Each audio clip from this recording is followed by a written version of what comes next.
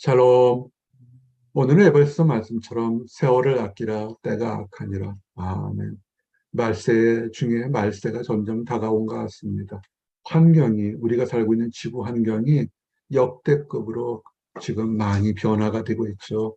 모든 빙하들이 녹아나가고 있고, 저수지들은 쩍쩍 말라서 가뭄는 걸 보게 되고 있고, 수력 발전을 못한다고 그러죠.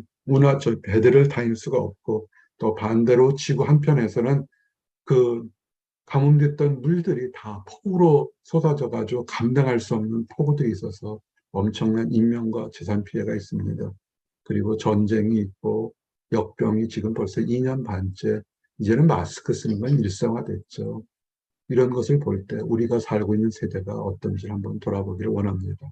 그래서 에베소서 6장 15절에서 21절 말씀, 세월을 아끼라는 말씀 통해서 우리가 지혜 있게 하나님의 지혜 안에서 세월을 아끼고 하나님의 뜻이 나와 여러분을 향한 뜻이 무엇인지를 잘 깨닫기를 원합니다. 이를 위해서 성령 충만함을 받고 범사에 감사해서 하루하루 기쁘고 은혜롭게 살기를 원합니다. 세월을 아끼길 원합니다. 호랑방탕하게 살면 좋겠지만, 그러나 항상 투자한 것이 있으면 거둘 때가 있고, 인풋이 있으면 아웃풋이 있죠. 물리학의 법칙도 그렇죠. 한쪽을 흔들면 다른 쪽에 반응하죠. 그래서 우리가 우리에게 주신 시간들을 어떻게 의미 있고 유익하게 쓰냐에 따라서 지금 또는 10년 후, 20년 후, 노년에 반드시 달라지게 됩니다. 이 작은 목자의 세대가 가장 베이비붐 세대라 가장 힘들고 그저 평생 직장으로 살아온 것처럼 하다가 IMF 이후에 평생 직장이 사라져서 지금 노후 준비가 전혀 안 돼서 가장 불행한 세대를 살고 있는 세대가 이 작은 목자 세대입니다. 준비가 전혀 안 돼 있어요.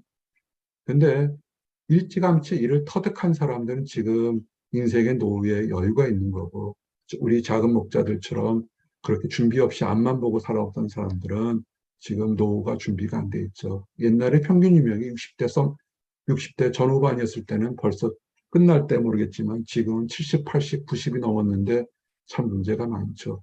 이런 현상을 봤을 때 이것이 육체적인 뿐만 아니라 영적인 것도 마찬가지 것입니다. 젊었을 때, 영적인 때 젊음이라고 허랑방탕하게 살게 되면 인생의 중반, 후반에는 하나님으로부터 은혜 받을 거나 하나님이 얘기하셔도 깨달을 게 하나도 없죠. 우리 얼마 전에 한 청년 이사하면서 지난 20년 동안 어떻게 생각하셨습니까? 라는 질문을 받아서 우리 성도가 옆에 함께 있어서 이것도 저것도 다 좋았다는 얘기를 했습니다. 그 당시는 여러 가지로 부족한 거, 안타까운 것이 있었지만, 지나고 보니까 일주일 시간 중에 사랑방 예배, 새벽 예배, 주일 예배를 통해서 하나님과 가까이 하고 성도들과 교제를 나눌 수 있었던 것이 작은 목자에게는 큰 축복이고 은혜였다는 것을 돌아보게 됩니다. 여러분들은 어떻게 생각하십니까? 젊은 여러분들에게 무엇을 위해서 어떻게 시간과 마음을 정리할지를 한번 돌아보시기 바랍니다. 그래서 말씀이 너희가 어떻게 행할지를 자세히 주의하여 보라 그렇습니다. 세상은 이 영적으로 돌아볼 시간이 없게 만들어서 늘 바쁘다 바쁘게 만듭니다. 참 바쁜 일들이 있어요. 우리 세대의 많은 노인네들이 지금 실수한 것이 바쁘게 열심히 살았어요. 열심히 살았는데 인생의 가장 중요한 것을 놓쳐가지고 자녀들로부터 버림받기도 하고 사회에서도 버림받기도 하고 신앙이 형성이 안 돼 있으니까 인생의 가치에서도 버림받는 쓸쓸한 노인네들을 참 많이 보게 됩니다. 작은 목자 돌아볼 때 세상적으로 잘한 건 없지만 하나님 안에서 하나님을 섬기고 청년 때부터 섬기려고 노력했던 것, 그리고 천국에 대한 소망이 있고 그다음 하나님과 함께했던 성도들이 옆에 있다는 것은 참 보람된 것 같습니다. 결코 후회하지 않습니다. 이것은 자랑할 만한 것이라고 생각합니다. 우리가 있을 때 우리의 하나님 뜻을 무엇인지 알려면 내 뜻과 판단은 옳을 때도 있지만 항상 불확실합니다. 그래서 기준점을 잡아야 되는데 기준점은 하나님의 말씀, 성경 말씀 있죠. 주의 법들을 늘 묵상하시면서 돌아보십시오. 내가 이리로 갈까 저리로 갈까, 이 사람을 만날까 저 사람을 만날까, 이 사업을 할까 저 사업을 할까, 여러 가지 선택의 초이스가 참 많습니다. 사람들은 하루에 적어도 12번 이상은 선택을 하고 후회를 한다고 합니다. 하나님 말씀 안에서 올바른 선택이 되기를 원합니다. 그런데 하나님 말씀에 따라서 주의하는 사람은 우리는 주의를 했는데 참 놀랍게도 하나님께서는 복을 주신다고 얘기되어 있습니다. 세상은 조심조심 살아가면서 조심조심 움츠려 살지만 잠언 말씀은 말씀에 주의하는 자는 좋은 것을 얻나니 이렇게 되어 있습니다. 그래서 여러분들에게 인생의 배우자를 만나는 것도 직장을 만나는 것도 앞으로 있을 자녀들을 양육하는 것도 하나님 말씀에 주의할 때 축복받기를 원합니다. 이렇게 하려면 어떻게 해야 되겠습니까? 세월을 아끼십시오. 24시간은 우리에게 다 공평하게 주었지만 그 24시간 안에서 말씀 보고 찬양하고 기도하고 사랑하고 따뜻한 말 한마디 베푸는 것은 다를 거라 봅니다. 그냥 바쁘다 바빠가 아니라 세월을 잘 아껴서 유익하게 사시기 바랍니다. 그런데 영에 속한 사람들은 이 작은 목자가 지금 얘기한 것을 끄떡끄떡 또는 아멘하고 받아들이지만 세상에 육에 속한 사람들은 하나님의 일을 깨닫지 못하게 됩니다. 하나님께 드리는 것, 감사하고 찬양하는 것을 깨닫지 못하고 세상으로 달려가게 되죠.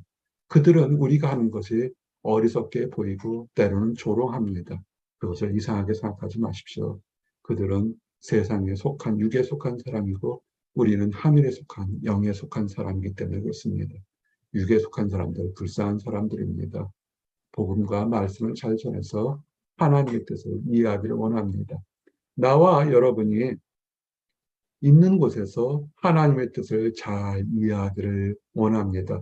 어리석은 자가 되지 마십시오. 세상의 욕심에 취하게 되면 하나님의 뜻을 멀리하게 됩니다. 예배를 멀리하고 말씀을 멀리하고 묵상을 멀리하고 여러 가지 멀리하고 성도의 교제를 멀리하게 되죠. 그러다 보면 주의 뜻이 무엇인지를 점점 깨닫지 못하게 됩니다. 때가 지금 말세라고 분명히 얘기했습니다. 우리 기상학적으로 천지 개벽이 일어나고 빙하가 녹고 전쟁이 일어나는 것도 말세의 한 증거였고요. 또 디모데후서에서는 말세 그런 것뿐만 아니라 자연재해뿐만 아니라 사람들의 관계에서 이런 것들이 있을 때 말세가 된다고 얘기했습니다. 사람들이 자기를 사랑하고 돈을 사랑하고 교만하고 비방하고 부모를 거역하고 감사가 없는 생활들이 점점 깊어질 때 그때가 말세가 된 거죠. 거룩하지도 않고 무정해요. 옆에서 누가 죽고 다쳐도 감정이 전혀 없고 욕심을 절제하지 못하고 배신을 잘하죠. 조급하고 그다음에 쾌락을 하나님 찾기보다 더한 세상. 그렇죠. 하나님 찾지 않습니다. 쾌락을 찾고 경건의 모양, 우리 성도들이 예배를 드리면서 경건의 모양이 있는데 경건의 능력, 파워는 없는 것이 될 때 그때가 말세 때가 됩니다. 이 말씀에 비춰서 현재가 어느 때인지를 한번 돌아보십시오. 그러면 우리가 말세에 살고 있는 것이 맞구나라고 끄떡이게 될 것입니다. 이럴 때 어떻게 할까요? 우리는 필요가 있어요. 먹고 마실 것, 또한 친구가 필요하고 배우자가 필요하고 집이 필요하고 자동차가 필요합니다. 압니다. 이 모든 것은 다 필요하고 육에 속한 세상 사람들도 다 원하는 것입니다. 그럴 때 우리는 그것을 위해서 우리 전심전력으로 그것을 간구하는 것이 옳은 것인가 한번 생각해 봐야 됩니다. 하나님이 우리에게 필요한 것을 아신다고 그랬어요. 우리의 필요를 아신다고 했으니까 하나님 나라의 의의를 어떻게 먼저 구하는 것이 우리에게 필요한 것입니다. 내가 이런 직장을 내게 주셨는데 무엇을 하기 위해서 이 직장을 주었는지 현명하고 지혜롭게 그 직장 안에서 크리스찬의 빛과 소금의 역할을 하는 것이 중요할 것입니다. 이를 위해서 억지로 하게 되면 이단들이나 또는 광신자가 될 수 있습니다. 이단들은 세상을 다 등지게 만들죠. 광신자들은 나는 이만큼 희생했는데 왜 세상은 나의 보루를 몰라주냐 생각해서 자기만의 믿음이 옳다고 이렇게 좀 독단적으로 행동하게 되죠. 참 안타까운 일이죠. 근데 그것은 옳은 것은 아닙니다. 우리의 역사는 우리가 직장에서 가정에서 할 것은 하나님 주시는 능력을 받아서 하셔야 됩니다. 내 힘으로 억지로 하게 되면 그릇된 일을 하게 되어 사람마다 믿음의 분량이 다르게 됩니다. 그렇기 때문에 성령의 취함을 받아서 성령 충만을 받고서 일을 하셔야 됩니다. 술 취하지 말라 이는 방탕한 것이니 오직 성령으로 충만함을 받으라. 아멘. 문자적으로 술 한 잔 먹는 것이 죄는 아닐지도 모르겠지만, 그러나 신문지상을 보면 남자나 여자들이 너무 술을 많이 마셔서 인사불성이 돼서 자기의 의지와 상관없이 안타깝고 억울하고 끔찍한 일을 당하는 것을 보게 됩니다. 술을 먹지 않는 게 좋겠습니다. 그 대신에 하나님 뜻이 무엇인지를 잘 분별하는 성령 충만함을 받으시기 원합니다.